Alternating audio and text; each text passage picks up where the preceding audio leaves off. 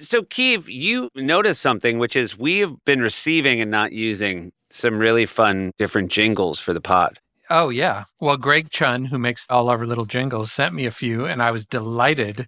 But it was like a month ago, and then I was surprised to see that they weren't used yet. Well, I think, maybe we thought it would be more fun to wait for you to be back. But for our listeners, this is a new little, what would you call it? An Easter egg? An earwig? What would you call this little amuse-bouche for the ears? Yeah, that's definitely the first thing I would have said, an amuse-bouche for the ears. So are you mad that I took it? Yeah, you snatched it right out of my mouth. I tried to think what would Keeve say, and that was what popped into my head. That's me. Hey, Yorm, what's up? How do I sound? I sound all right? Yeah. You sound great. I can't really wear them because they're for reading, but I did join the glasses squad, finally. Hey, brown hair, glasses. Yeah. You just need a little bit of scruff on your face. Yeah. Fucking Andy, you look like you got out of a rainstorm. Washed my face. Wow, congrats. That's good. Hey, Keeve, can I say something? Yeah. Really good to see your face. Hey, thank you, man. Really good to see your face. Your hair, let's see that. Can you shake it out, please? Well, it's not. I did a big preamble to let's look at my glasses, and I don't want to just move on to Keeve's face. Well, okay. Oh, whoa. I didn't know there was a reveal about to happen. Look at these. It looked like they were a little warped there. They were a little, the headphones are making them uneven a bit. Yeah, they are. Let's ditch the headphones for 1 second. Let's get them nice on there. Oh, there it is. Yeah. So they're kind of a tortoise shell, I'd say. Yeah. Yeah, you can say that. They're very attractive. Thank you. You've made a choice instead of brown like the three of us, so it does distinguish you. Yeah, I feel like that's the key. When you've got your full Christian name in the title of the podcast as opposed to your made-up band name, it's really important to distinguish yourself. Can I rip on maybe your choice, though, a little bit? Seth? Yeah, rip away. That's kind of what this is. Okay, I have a theory that as you get older and your personality dwindles, that you have to get louder and louder glasses. And by the time you get to clear red, you're like a real New York artist. You're just like, Gotcha. this is what That's the production design department. Yeah. I like that you don't see that as someone letting their freak flag fly, but rather just their personality dwindling. I know. What? You got to show that you're still young. What does that mean? What does a personality dwindling mean? It means that people don't want to have sex with you as much. So you're just like, no, I'm getting more interesting with my glasses. Oh my God. That was such a reveal. Yeah, that's right. I'm going to be clear red next week, you guys. Let me tell you about the thing I know. The Lonely Island and Seth podcast show. We're back, guys. I'm so excited to be on the Zoom with the three of you. A quick shout out to Mike O'Brien, who joined us last week. Oh, yeah. And thank you, Mike. It was a full delight to talk to him. Mike O'Brien, knee pat. Nay, Pat. No, nay, Mike. Pat O'Brien. No, I think he was born Mike O'Brien. We got to get him back on the prod. He was nay? Born, it's nay, because it's French, right? Yeah, either that or you're a horse. That's exactly what I was thinking. All right. As I understand it, Mike was born Mike O'Brien, and probably, I'm almost certain his middle name's Pat. Got it. And then he moved to Chicago and decided, I'm going to be Pat O'Brien now. Yeah. And so he told everybody in Chicago, and when I was introduced to him, he was Pat O'Brien. And I've met people that knew him from Chicago. They're like, oh, so you work with Pat now? And I'm like, I don't know who the fuck you talking about, dude. Liz calls him that, too. Wow. And then the crazy thing, though, was he came to SNL. I knew him. I was so excited. And the first writer's day, I said, hey, this is one of our new writers, Pat O'Brien. And he said, oh, actually, it's Mike. And so he decided he was going to switch back in New York, but forgot to tell me, the head writer who hired him, right before I introduced him. So then instead of getting away with it, his first day was him being like, well, so I decided to change it. Oh, God. Although it's a very good education into Michael Patrick O'Brien to have that right off the bat. It's also a problem when you're a comedian to make any firm decision, because I'm just like, that sounds like a fucking joke. You're like, I mean, okay, you're doing a bit. He's the king of firm decisions, and we should do a special episode of this podcast just talking about the tattoos he has. Can you just say one of them? Well, yeah, what's the funniest one? I feel like he wanted to get a tattoo because he had always thought about getting a tattoo and he was worried he'd get a bad one. And so he thought it would be better to go hard to get a bad one. And so he got, I think it was a bucket of chicken that was a Kurt Vonnegut drawing. Oh. But then because he's Mike O'Brien or Pat O'Brien, depending on what year you met him. Tough to know. Then he did Calvin peeing on the bucket of chicken. He added a Calvin peeing on Like it. a hot rod. That's good. I think he did do a full hot rod. We are lovers of Calvin peeing. Liz just texted when I asked her, she doesn't know if it was Pat or Mike as his given name, but they all called him P.O.B. Yeah. That's a whole third thing. Yeah. I believe he got either a full Dave Matthew lyric tattooed on his full back. No, he did not. He did. I'm assuming Crash. No, I think it was a different one. Two-step. This is real? We could see photos of this? Yeah. And then he also, I think he dedicated one of his tattoos, like on the actual tattoo, it's like 2, and it was like the meanest nun in his Catholic school. He dedicated a tattoo. Man, this should have been his intro on the pod last week. I know. I can't believe we're going to do it now. Anyway, but more Was it so importantly, much to say, Seth? I'm going to ask him. All right, here we go, though. Real Was quick. it too much? Your first Was summer. it ants marching? Was it satellite? Crash into me. You're reading off a website. So real quick, first summer, you guys shoot Hot Rod. Second summer, you react to the release of Hot Rod. This is your third summer on SNL, correct? Correct. Yes. You rent a house and you make an album. Is it third or is it fourth? No, third summer. Third summer. He really just outlined it really clearly for you. 2006 was Shoot Hot Rod. 2007 was Put Hot Rod into theaters. And 2008 is coming off writer's strike and then a few episodes. And then here we are in Encino, California. When did you decide you were going to do the album that summer? I think it was during the strike. Okay. But I don't know if that's true. And then for a guy like me who's not in and has never been asked to join the music industry, are conversations happening during the writer's strike? Are people saying, hey, would you guys want to do this? Well, Monty Lippman from Universal Republic, he was hounding us. He was like, I love this. You guys got to release an album. We were like, no, we couldn't possibly. And just, he was relentless. Yorm's tone sounds sarcastic, but it's actually pretty much true. After Lazy Sunday and maybe Natalie Rap, somewhere in that first year, I think we already talked about this on the pod, that a few different labels, Atlantic came to us, and then it was under UMG. It was a wing of UMG. I don't know how you describe it, but Republic Records was under UMG. It is a huge record label. They have everyone from like The Weeknd and Post Malone and Taylor Swift. And they would wine and dine us a little bit. I believe we already told the story of one night at the Playboy Mansion, courtesy of Atlantic Records. I didn't go, for the record. Any highlights? Okay, I think we already covered this. Okay. all You right. should listen to the pod. I'll listen to that episode. The good news is this, Yorm. If you'd gone, I also think you'd have no memory of it, based on the fact that you don't even remember the last conversation about What it. makes you think that, Bill? Or whatever your name is? The only thing I really remembered was that there was a whole room that was English tea, like little sandwiches and cookies and proper English tea set up. And I was like, now this is class. That was a highlight of your memories of the Playboy Mansion. Yes. We definitely were like giggling and hiding in corners and stuff. And be Yeah. like, we shouldn't be here. Yeah. Afterwards, that A&R exec went back to the group and was like, I think that was the wrong place to take him. They really like the small tea sandwiches. Yeah. You mean because they giggled and hid the whole time and kept saying, let's look at the zoo? Yeah. So to you guys, TNA is tea and apricot scones.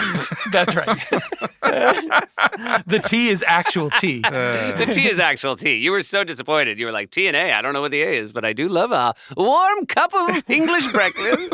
This might be repeating last time we talked about, but Yorm, correct me if I'm wrong. Yes. You didn't go because your wife objected because it's a very sexist place. Correct. But then your wife did enjoy all of or most of the episodes of the TV show that was the reality show set at the Playboy Mansion. Yeah, let's get Mari to weigh in on that. Like, what is the conflict there if you're interested in reality television about the Playboy Mansion, but your husband ain't allowed to go? I mean, come on. I could have got inside dirt. All right, so at some point you realize you're going to do an album that summer. We'll get into the weeds a little bit on the track list, but you rent a house in Encino, which is an insane home. Yeah. I feel like the house is very important to talk about because it was huge. I believe 2.5 acres the property was. There was a track in the back that if you ran around it 5 times, that was a mile. There was basketball/tennis court on it. There was a little area in the back that me and Keith really loved that we basically turned into a shooting range for BB guns because there's a little like It was a old horse corral for keeping your horses. corral, yeah. But it was perfect to like put on an old cowboy hat and pop BB guns off at cans. There was a big pool and a hot tub, right? Yep. It was like if you were making a movie where an orphan was finding out how good they had it now, Yeah. you'd shoot it at this house. Yeah, every morning I came down the stairs and went, I think I'm gonna like it. Yeah. Well, we got it to be so big so that we could all live there. But then sadly, the room that we chose to spend all of our time in recording looked like just a shitty LA apartment. So most of the time we were in the worst room in the house. But not sadly, we did that on purpose. I am glad you mentioned that because the actual recording studio was 1,000,000,000 degrees and looked like it could have very easily been a room in the first apartment you guys lived in together, right? Yes. Correct. Yeah. The AC didn't really reach it. And then we had to keep turning off the portable AC we bought because it made noise and we were trying to be a recording studio. I still have that AC. I think, honestly, we chose that room because it was carpeted. I think it's as kind of as simple as Gotcha. that. Yeah. And it was far from the kitchen if somebody else was doing something. Yes, we did not have an engineer. We just engineered everything ourselves as we continued to do because we don't want to have someone sit there getting paid money and watch us not have ideas 24 hours a day. Also, saying we turned it into a recording studio is funny because it was a fold-out table with one computer monitor and then a mic standing next to that computer. Yeah. The same rig we've always had. Same as in our office. Exactly. Yep. Same as we have now at our office in LA. Support for the Lonely Island and Seth Meyers podcast comes from Airbnb. Some trips are better in an Airbnb. When you're traveling with a group of friends, maybe you're traveling with a large family or an extended family. When you're looking for an authentic or local experience, Airbnb. Now I'm sitting here with my wife, Liz. Liz, have we ever gone to an Airbnb? We love Airbnbs. We use them a ton. And what are some of the reasons? Oh, yeah. Then we're kind of left alone to do our own thing. We usually have more space, and we have done so many Airbnbs with our dog. You just have to click that box, and, it says pet friendly, and then you can bring your dog. And for my daughter, what about bunk beds? Did they have bunk beds? Yep. Okay, great. So that's a big sell. You know what's a great thing about being in an Airbnb is that your kids can be as loud as they want, right? Yep. We love to shout in the middle of the night. Exactly. My kids love to just shout in the middle of the night, and there's nobody in the room next to you to get mad about that. Thanks to Airbnb. And now a word from our sponsors at Betterment. When investing your money starts to feel like a second job, Betterment steps in with a little work-life balance. They're an automated investing and savings app, which means they do the work. While they build and manage your portfolio, you build and manage your weekend plans. While they make it easy to invest for what matters, you just get to enjoy what matters. Their automated tools simplify the complex and put your money to work, optimizing day after day and again. So go ahead, take your time to rest and recharge, because while your money doesn't need a work-life balance, you do. Make your money hustle with Betterment. Get started at betterment.com. That's BETTERMENT.com. Investing involves risk. Performance not guaranteed. Can you guys explain real quick how a record deal works? Because the house looked like you got paid so much money. Yes. But you guys, I would imagine all that money has been gone for a long time. Basically, we make the record deal and they tell you what your budget is to make the record, essentially. Right. And that's what people call an advance because they are going to take that money back. That's why it's not just like, here's your budget. Like on a movie, they give you the movie budget. You're not expected to give them back the $10 million to make the movie. Right. On a record deal, your budget is called an advance because it's an advance payment that you will later repay through album sales. And when we started doing the math on the advance and doing it the way they would do it normally, which is renting real studio space, and we knew we would burn through almost all of it in a summer. So the house, even though it looked very expensive, it was a house that had been used as a shooting location. Like, it was a beautiful big place, but it wasn't like everything worked perfect. It wasn't a house someone had lived in a while. It's in an episode of The Office, actually. Yes, it is. The boss guy, not Michael Scott, but the other guy. Yeah, he goes over to dinner. Where they have the big party. All the branches come together for the big party at the house. You could make it on camera look beautiful, but I will admit that being inside, it did seem a little not thought through. Yes. It was definitely a lot bigger than our apartments in New York, though. Yes. Certainly it was. Yeah, first off, to explain why we did it at all, besides that it's awesome, was that we were in New York and we were like, well, there's no way to record an album here on our budget and the way we do things, because we would have, unless we used our office at 30 Rock, which would have been really sad, we're all in different apartments all over town. Just getting to a location, we just knew it would never happen if we didn't all live in a house together. I would argue that renting that house was like the perfect encapsulation of our joke, which was like sarcastically bawling out. Yeah. That is true. You know what I mean? Like it was a tacky, massive McMansion that was the biggest place any of us had ever stayed by far, with huge property. Like everyone who came through that we were friends with was like, Jesus Christ, this is crazy. And we were like, I know. Come to the shitty room where we're making the songs.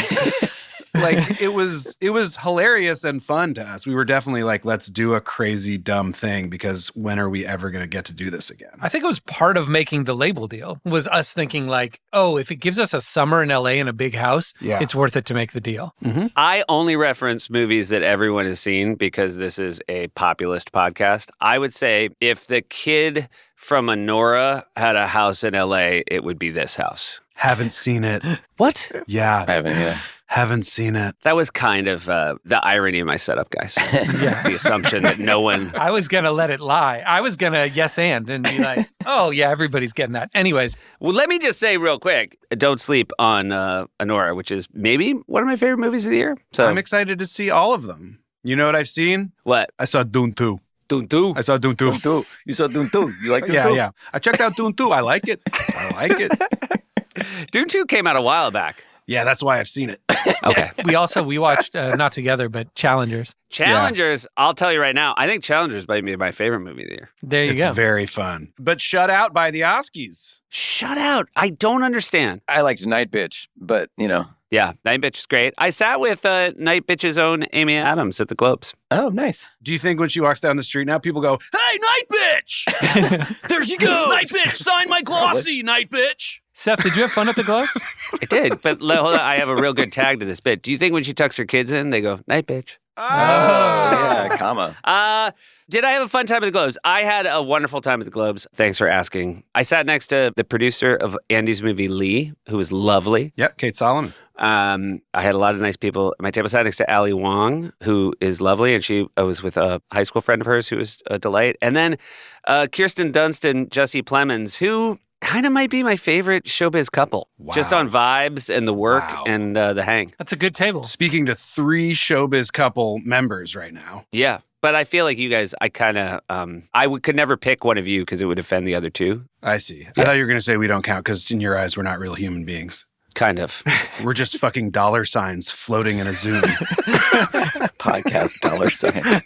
This job is going to crash and it's going to get so mellow on this cast. Oh, yeah. When my job crash hits. Oh, you're on job?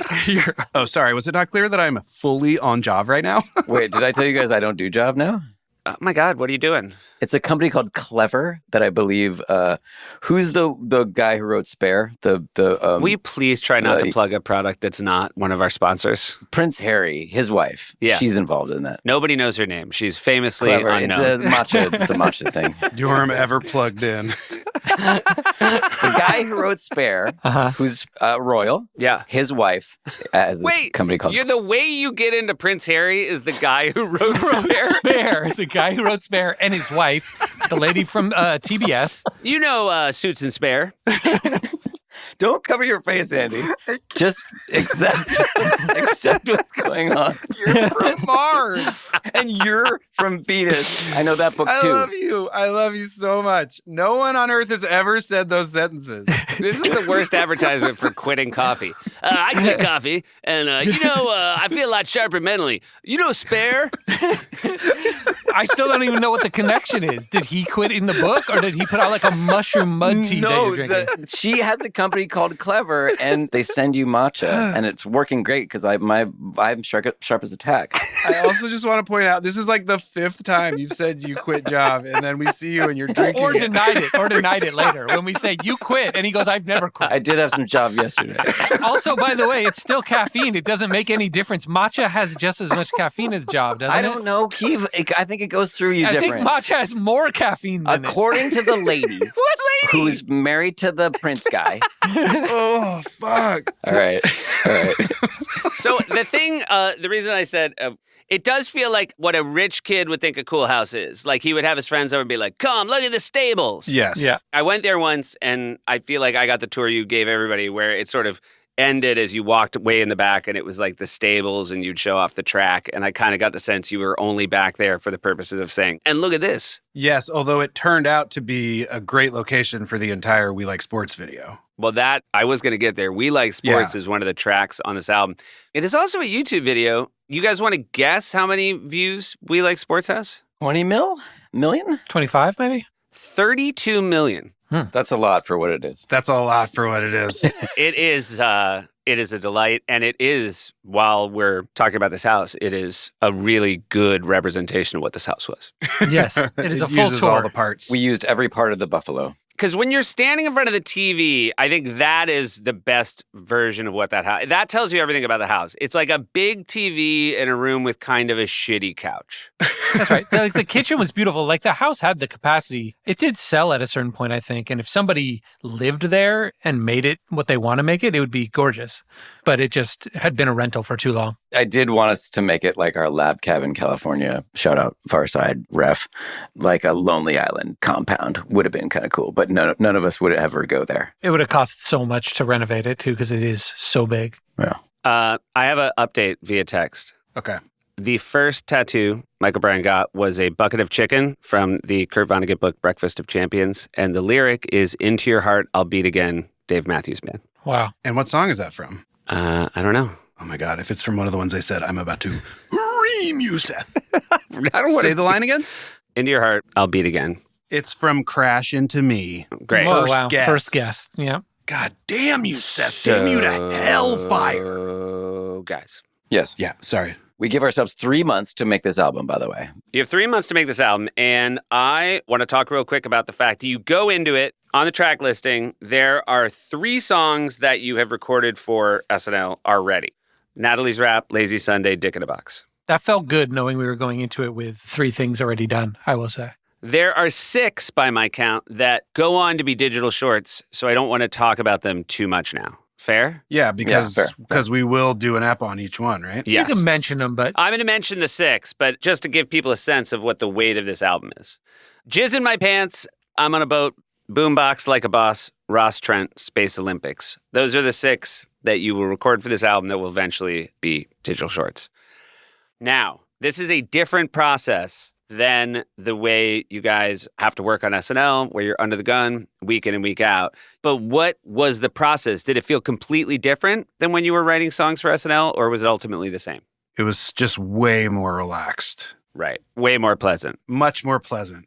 I almost say way more fun. Not that SNL's not fun, but it was like, part of it was this dream of like, when we were roommates in LA before we got SNL, we would say things like, wouldn't it be incredible to make an album, you know? And then it actually was happening. So there was like a whole level of wish fulfillment for us. We were acting like little kids living in this stupid, dumb mansion. And every day you wake up whenever you feel like, some people later than others, looking at me, looking at myself, and you go in and you're like, what are we going to do? Whatever we feel like. And our label and our manager, Steve Barnett, like procured tons of real beats from real rap producers for us. And we just sit there and flip through the beats and like star the ones we liked and being like, ooh, we should do something to that one. That's awesome. And it was just a fucking dream. I feel like at any given time, I would just wander in there and listen to beats and write down ideas and nothing else. There was no other commitment. I think maybe the job is wearing off. oh no, it happened mid-thing. We saw the job go out of his eyes while he was talking. The job wore off. I'm just going to take a quick 5-minute nap. Did you see the sad thing is you watch the Jav light go out in the one eye first, and then you see, oh, he's out cold. There was a moment I remember when we were making the album where I actually got a ton of anxiety, woke up one morning and was like, freaked out, probably because of SNL and the stress that had caused. And Mari was like, what's wrong? And I was like, I'm not working. I haven't been working. She was like, you're making an album right now. And I was like, I know, but it doesn't feel like work. Because we like it so much.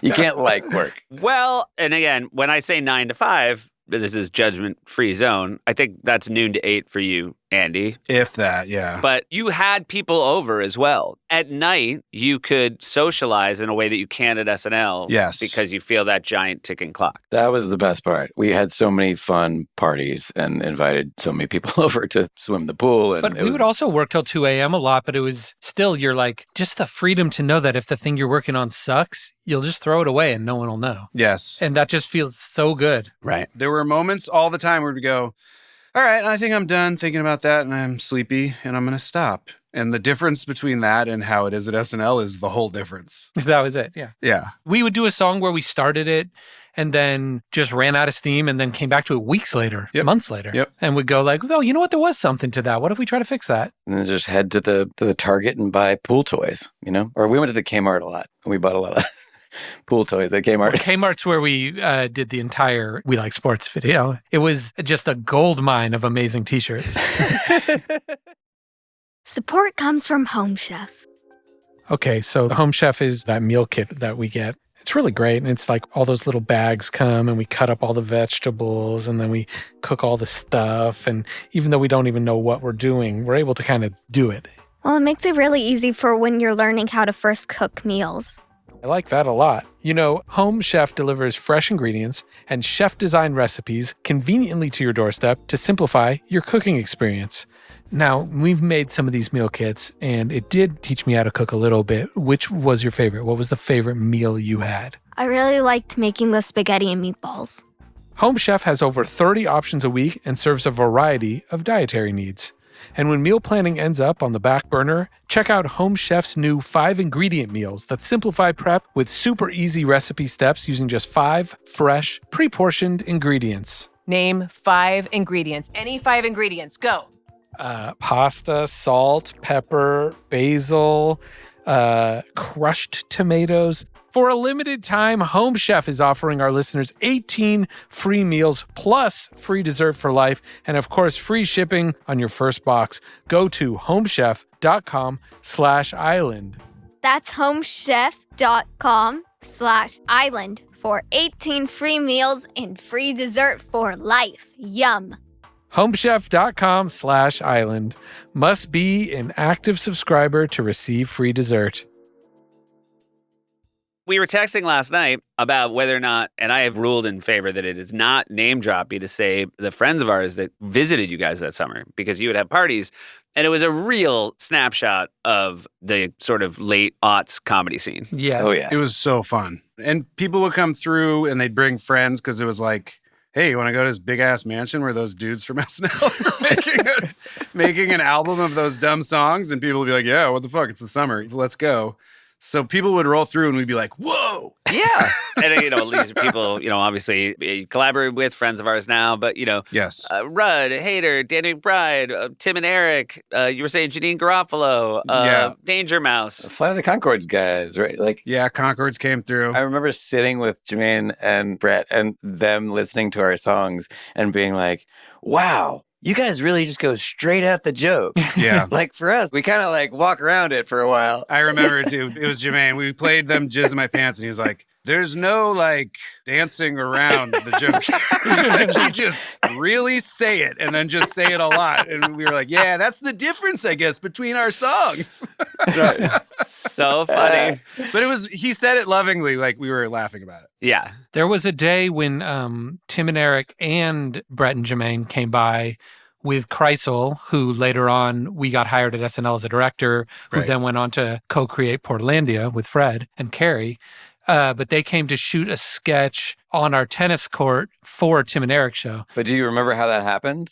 How when they came over, it was for a barbecue and they were like, this place is great. And we were like, yeah, if you guys ever want to shoot anything. And it was 2 days later that they showed up with a camera 2 truck. days. Yeah. We're shooting. So there is another way to see how we lived because there's a tennis sketch with the 4 of them. There's that Laurel Canyon documentary about that music scene. And it's so crazy when you see pictures of, say, Jackson Brown and Joni Mitchell and Eric Clapton all in a backyard with guitars. Right. It was like that. It was exactly like that. Was like that. I mean, it's a lesser, version. But it was that. I mean, if you loved the comedy that you guys were making as much as people love that music scene, you sort of look. I mean, you guys were sending photos. The comedy that would be in one hot tub at a given time. The stew. The comedy stew. You could tell just from the upper body strength that it had to be comedy. From the Muppet arms in there.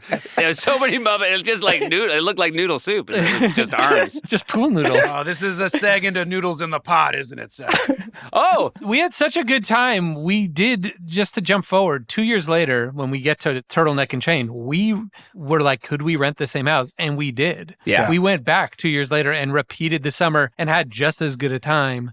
And I will say, looking through the photos last night that I texted you guys a bunch of from 2008, I realized like half my memories are from 2010. definitely went to that house a few times. Nowhere near as much looking back as I wish I had. I don't think I was in LA much that summer. I don't quite know where I was, but because obviously I would have been over there all the time. But as you guys were sending those pictures around, I really had this pang of, I don't know what I was thinking. The idea of like, oh, I'm sure every summer the rest of my life, my friends will be making an album at a giant house with no responsibility. Who else was in the pictures? John C. Reilly, Maya, PTA. But also specifically to Seth, there was a nice picture of Josh, his brother. Poshy and Speedman. And there was a nice picture of Neil Brennan. Yeah. Yeah, and Speedman. And from those photos last night, and I was like, yeah, this is all of Seth's. These are Seth's homies. Yeah, it was great. And then musicians-wise, like Ben Gibbard was there, right? Yeah, Ben. I'm sure Ben came by. Hami. So I listened to the album last night, and I realized I hadn't listened to the album all the way through since it came out. And then, you know, lost to my memory were the ones that weren't in the end shorts. Right. And it was so fun to listen to those again. It's 19 songs, 42 minutes. Nobody's going to complain about that yield. That's outstanding over the course of a summer. I don't know if I would call them all songs, however. There's not. There's a couple of skits, but I would like to, with your permission, talk through the ones that we will not talk through later as shorts. Oh my God, Okay. yes. Yes, please. Right off the bat, and it's a real statement of intent. Who said we're whack? Who said we're whack? By the way, I think if my ear is correct, that's Chester in the beginning. Yeah. Yeah, he kicks it off. And this is a beat that I made. I noticed in the on the Wikipedia page, Yorm, you get a lot of credit. You produced quite a few of these. On this album. Yes. On this album. And then I was relegated to only things like We Like Sports Guys. They're just two guys, You weren't relegated. You stopped making beats. Yeah, we would happily have accepted. Well, yeah, but we upgraded. We upgraded a little bit. I love your beats and I stand on it. Thank you. Who Said We're Whack is a great beat, and it's a very funny song about Chester tells you that somebody said you guys were whack, and it's very aggressive, like Who Said We're Whack, but it's immediately clear there's a great deal of insecurity. Yeah. And it's really spinning you guys out that someone called you whack. Yeah, for sure. we think they might be right. We just want to know who it is. We're not going to be angry. Very clearly. We're maybe in agreement. Hey yo fam, check this out. I was just at the club, right? Heard these two dudes talking. One of them said to the other one that they knew someone who said you guys are whack. Who said we're whack? You said we're whack. You take it back. Who said we're whack? You talking smack? You're gonna get smacked. You're saying that I'm whack, but it just ain't so. Someone said we're whack. Why would they say that? I don't think we're whack. Who said we're Yeah, there's I think this really hammers it home. Keeve, you have one of my favorites, which is, I am not whack no matter what you say. What did you say? ? Did you say I'm whack? So that's a guy. We can't even stand our own He conviction. he can't even like back away from it. Doesn't matter what you No say. matter what you say. But that being said, what did you say? Yeah, I might be wrong. I just had a memory of the song go into my head, which was the very first time we ever performed live in front of an actual real audience. Was Tenacious D was doing a festival down at the Santa Monica Pier. It was the first year of it. It was an all-day festival that Tenacious D would be the final act, and they asked us to come on, and I don't know what year it was. It was well after this, but we reenacted that live. Like, Jack Black started talking shit about us on stage, like fake stuff, Oh, yeah, that's and then right. calls us whack. Festival Supreme. And then all of a sudden, what was it? Festival Supreme. Yeah. Yeah. And then we were a surprise, and it was so fun too because they have a whole band, and we went and rehearsed with them for a week beforehand and came up with a medley that they helped us. Spiker, who is their director of music, also became ours when we did finally go on tour, and he helped put together this whole little medley. And it was was like 10,000 people, and it was our first thing ever. And we got to come out there with their whole band, and we started by coming out, who said we're whack? You said we're whack. And it was an amazing moment. Do you remember, Keeve, that we started with that song because Jack insisted, because he was like, no, don't play those songs that they all know. Yes. My favorite one is Who Said We're Whack. That's what we're doing. And we were like, all right. And then it was so fun. And if he could tee it up like that, I mean, what a great way to start it. I forgot that was 10,000 people. Anytime we performed, it was always like, hey, let's just do this on TV. We were like, you've never done this before. Do it for 10,000 people. We're like, oh, God. Like, we're being so nervous. We were shitting our pants. There's also a lot of rhyme. The rhyme scheme is everything rhymes with whack. And a lot of times whack is rhyming with whack. But then you have a real great four-liner, Andy. How could a person up and call a person whack? How could the devil turn the blue sky black? How many babies born will ever reach their dreams? And how could a person call another person whack? How many babies born will ever reach their dreams? Yeah. Which is just threw me for a loop. And then how could a person call another person whack? Back on topic. These guys are spiraling. They can't get away from it. You think, get away from it. we're going into a new direction. But the other really nice moment is that it ends with you guys having all the ladies putting their hands up, all the guys putting their hands up, everybody who called us whack, put your hands up, and then everybody else put your hands down. So you do, in the end, find the guy. Yes. We catch the person. We're detectives.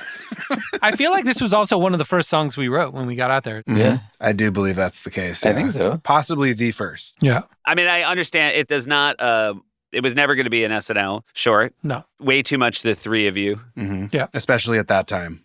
But I'm assuming your heart is warm for this song. For sure. I love I it. do like the song, yes. You know, one of the things we wanted to make sure of, I am remembering now, is that this was a real album, meaning like not just something that felt like, hey, they had some hits on the show, just put them in a compilation and send it out. That if you bought it, you felt like, because when you started to buy an album, that you felt like you had bought something new that stood on its own. Yeah. And so, like you said, it's a declaration. But I think it also, by being about the three of us and us using our names, it like separates it from SNL in a way that lets the album be its own thing, I think.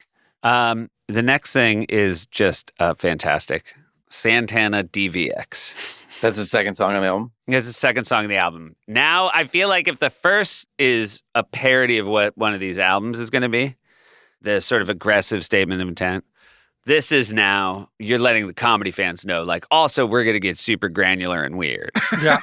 You know, even on this podcast, people have asked us, what video do we wish we had gotten to make for songs? And it's always semicolon in Japan. But this should be actually in that top 3 of wished videos. I was about to say, I think I speak for all three of us when I say it's one of our personal favorite songs that we ever got to make. Definitely. Hey, everybody, this is Seth. We are going to split up our Incredibad episode into 2 parts. This was the end of part 1, and we look forward to joining you again in a week for part 2. Thanks, everybody.